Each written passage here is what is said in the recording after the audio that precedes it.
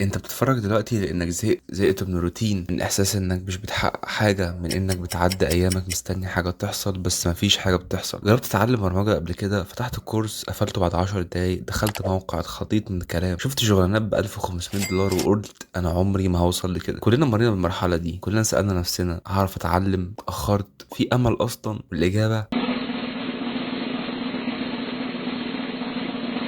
ايوه في امل، بس السر في الطريق الصح. مش هتلف وتدور ولا هتحتاج مليون فيديو. النهارده انا هاخدك من تحت الصفر خطوه بخطوه لحد ما تبقى فرونت اند ديفلوبر محترف، تشتغل ريموت بفلوس حقيقيه بالدولار. مش هقولك اشتري كورس ولا اداه سحريه، انا هقدم لك خريطه طريق واضحه لسنه 2025 هتعرف منها ايه تتعلمه الاول، ازاي تبني بورتفوليو قوي، ازاي تدخل السوق وتجيب شغل. حاسس الكلام ده بيتقال ليك؟ يبقى تدوس لايك وسبسكرايب، لان الفيديو ده ممكن يكون اول خطوه للتغيير حقيقي في حياتك. خليك جد وما تفوتش الفرصة دي. يلا بينا نبدأ. أول حاجة الأساسيات، العظم اللي بيمسك كل حاجة. قبل ما نجري على رياكت ولا تيل ويند لازم نبني الأساس. المجال ده عامل زي عمارة، لو الأساس ضعيف كل حاجة هتقع. لو دخلت من غير ما تفهم الأساسيات هتفضل تايه وبتقول الكود ده مش بتاعي. الأساسيات دي هي HTML CSS و Responsive Design، دول عظم والشكل والمرونة بتوع أي موقع. خلينا نشوفهم واحدة واحدة. أول حاجة ال HTML أو الهيكل الأساسي. ال HTML هو العظم اللي بيمسك الموقع، من غيره مفيش صفحة ويب. ولو فتحت أي صفحة ودوست انسبكت هتشوف كل كود ال HTML، من الفورمات والعناوين والصور والأزرار. طيب إيه هي الحاجات اللي أنت لازم تتعلمها في ال HTML؟ إزاي تبني صفحة من الصفر؟ العناصر الأساسية زي ال H1 للعناوين، ال B للباراجراف، والإيمج للصور، وال A تاج للروابط. إزاي تعمل فورم بسلكت وإنبوت وتكست اريا. إزاي تستخدم div وسيكشن لتقسيم الصفحة بشكل منظم. وملحوظة، ما تستسهلش ال HTML لانه لو مش مظبوط هيطلع لك مشاكل بعدين. تاني حاجة ال CSS، الشكل والشياكة. ال HTML هو اللي بيديك الهيكل، اما ال CSS هو اللي بيخلي الموقع حلو ومبهر، هو اللي بيخلي العميل يقول ايه جمال ده. طيب ايه اللي لازم نتعلمه في ال CSS؟ اول حاجة البوكس موديل، فهمهم كويس، كل عنصر عنده بادنج وبوردر ومارجن. تاني حاجة السلكتورز، ازاي تختار عنصر معين وتغير شكله. الفليكس بوكس والجريد عشان تظبط توزيع العناصر وتقسم الصفحة زي ما انت عايز. السودو كلاسز زي الهوفر عشان العناصر تتفاعل مع المستخدم. ترانزيشن والانيميشنز عشان تدي حركة بسيطة وتخلي الموقع ممتع. هي اقول لك ملحوظة، السي اس اس لو معمول صح هيخلي شغلك يلمع، لو مش مظبوط العميل هيعرف. تالت حاجة هي ريسبونسيف ديزاين، الموقع لازم يشتغل على كل شاشة. المستخدمين بتصفحهم من موبايل، تابلت، شاشة كبيرة. لو موقعك مش متجاوب يبقى شغلك ملوش اي قيمة. طب ايه اللي لازم تتعلمه؟ الميديا كويرز، ودي قواعد لتغيير التصميم حسب حجم الشاشة. الفليكس بوكس والجريد دول بيخلوا التصميم يمتد ويتقلص بسهولة. الفيو بورت يونتس زي الفي اتش والفي دبليو عشان التصميم يبقى نسبي. الايمجز والتكست سكيلينج عشان الصور والنصوص تبقى مظبوطة على كل الأجهزة. طب هو أصلا ليه ده مهم؟ لأن العميل لو شاف موقعك بايظ على موبايله هيقفله ويمشي من غير ما يديك أي فرصة. نيجي للسؤال الأهم، منين أتعلم الأساسيات ديت؟ عندك قناة الزيرو ويب سكول، شرح عملي ومرتب باللغة العربية. وعندك قناة فري كود كامب، فيها تمارين تفاعلية هتخليك تطبق بنفسك بس بالإنجليزي. وعندك طبعا قناتنا على اليوتيوب، قناة باكتك، فيها شروحات وتطبيقات ومشاريع حقيقية ونصايح من التجربة العملية. يلا افتح اللي فيه كود واكتب الكود بتاعك وجرب وطبق. الممارسة هي اللي هتعلمك مش المشاهدة بس. لو خلصت أساسيات سيب لي كومنت وقول لي خلصت ايه عشان تشجع غيرك انهم يتحفزوا ويبدأوا. دلوقتي بعد ما خلصنا الأساسيات هنخش على الجافا سكريبت، وهي الروح اللي بتحرك الموقع كله. دلوقتي دخلنا عالم البرمجة بجد.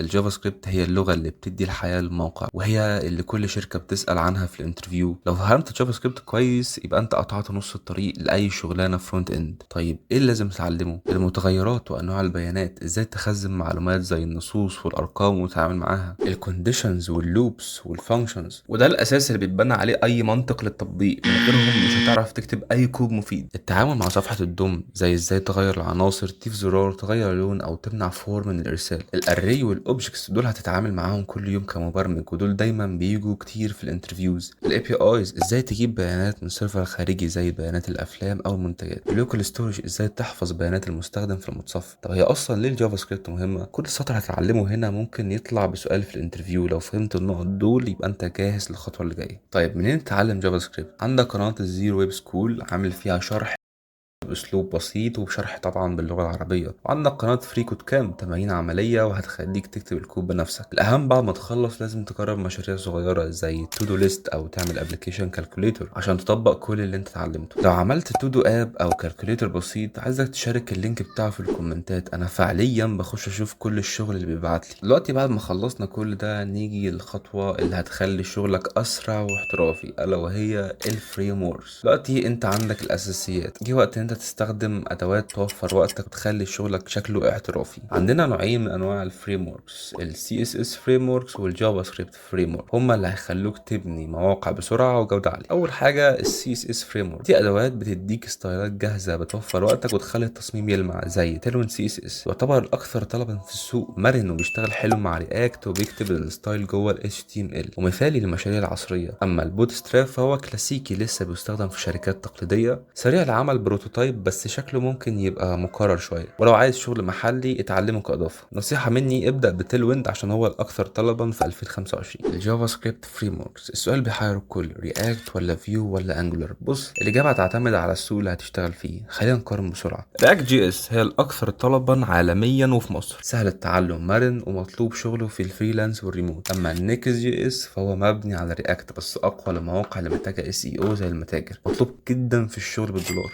بص لو لسه محتار ان انت تبدا برياكت ولا نيكست جي اس ففي فيديو مخصوص بشرح فيه الفرق العملي بينهم ومين الافضل حسب هدف. اما الفيو جي اس فهو قوي في اوروبا تحديدا فرنسا والمانيا، سهل ومناسب للمبتدئين بس اقل طلبا من رياكت. وبرضه في ناس كتيره بتسالني الفيو حلوه طب تنفع، وانا عملت مقارنه كامله بين الرياكت والفيو من ناحيه السوق والمميزات هتفيدك جدا في اختيار الفريم ورك المناسب ليك. نيجي بقى للانجلر، فهو قوي في الشركات الكبيره والحكوميه خصوصا دول الخليج. اما من ناحيه الصعوبه فهو اصعب شويه. اما جزء الكومبوننت لايبريز ودي بتبقى ادوات جاهزه عشان تسرع شغلك، دي مكتبات بتديك مكونات جاهزه زي ازرار او فورمات وبتوفر وقتك. عندنا مكتبه الشات سي ان المبنيه على تيلوين، دي شكلها احترافي ومرنه. وعندنا مكتبه الشاكرا اي يو اي ومكتبه الشاكرا يو اي، دي بسيطه ومناسبه للمبتدئين وبتشتغل حلو مع رياكت. مكتبه الماتيريال يو اي شكلها كلاسيكي بس بيكبر حجم المشروع. نصيحه ابدا بشات سي ان او شاكرا يو اي مع رياكت وتيلوين. لو محتار تبدا برياكت ولا انجلر اكتب لي في الكومنت انت ناوي تشتغل فين وانا هرشح لك الفريم ورك الانسب. طيب كل اللي فات كان تدريب، دلوقتي جه وقت السوق الحقيقي. الفرق بينك وبين اللي بيشتغل ب 1500 دولار مش انه اشطر، الفرق انه عارف يدخل السوق صح. ابني بورتفوليو قوي اللي هو السي في بتاعك. البورتفوليو هو اللي هيخلي العميل ينبهر او يقفل، محدش هيسالك اتعلمت منين، الكل هيشوف شغلك. ودي شويه مشاريع مثاليه، انك تعمل موفي اب باستخدام رياكت واي بي اي زي بيانات الافلام، الاي كوميرس زي صفحه المنتجات والسله وتسجيل الدخول، الداشبورد باستخدام التيلوين سي اس اس والشارج جي اس لعرض البيانات، لاندنج بيج اعملها تصميم جذاب باستخدام التيلويند او الفريمر موشن، نوتس اب او بلوج مع حفظ البيانات في اللوكال ستوري. كل مشروع لازم يكون فيه صوره جذابه، رابط لايف على فيرسل او رابط الكود على جيت هاب، وشرح بسيط انت استخدمت ايه وازاي. واعمل موقع بورتفوليو، ده هيكون بيتك على الانترنت، لازم يكون فيه صوره او لوجو، كلام بسيط عنك ومهاراتك، لينكات المشاريع الخاصه بيك،